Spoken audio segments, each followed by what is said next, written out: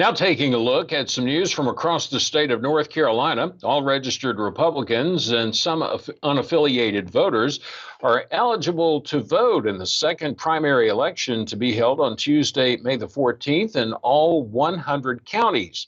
Second primaries are being held for the Republican nomination for lieutenant governor between Hal Weatherman and Jim O'Neill, the Republican nomination for state auditor between Jack Clark and Dave Bolick, and for the Republican nomination for U.S. House District 13 between Kelly Daughtry and Brad Knott.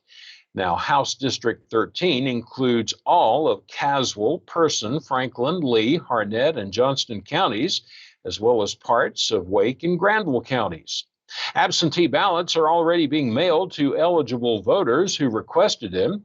In-person early voting begins on Thursday.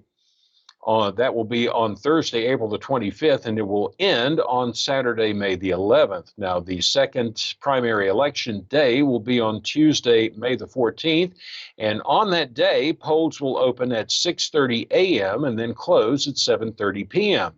The winners of the second primaries on May the 14th will be the Republican nominees on the November 5th general election ballot.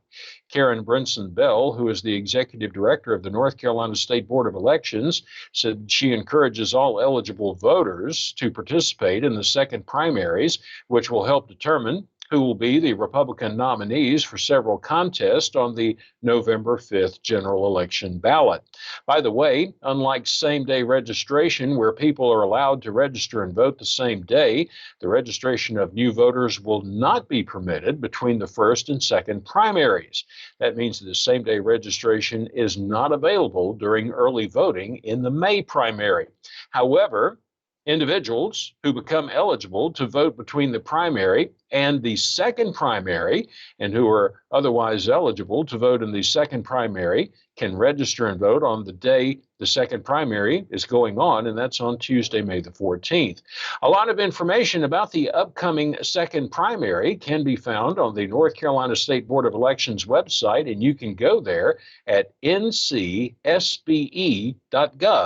You can also contact your local county board of elections if you have any questions. By the way, just remember that North Carolina voters will be asked to present a valid photo ID when voting in person.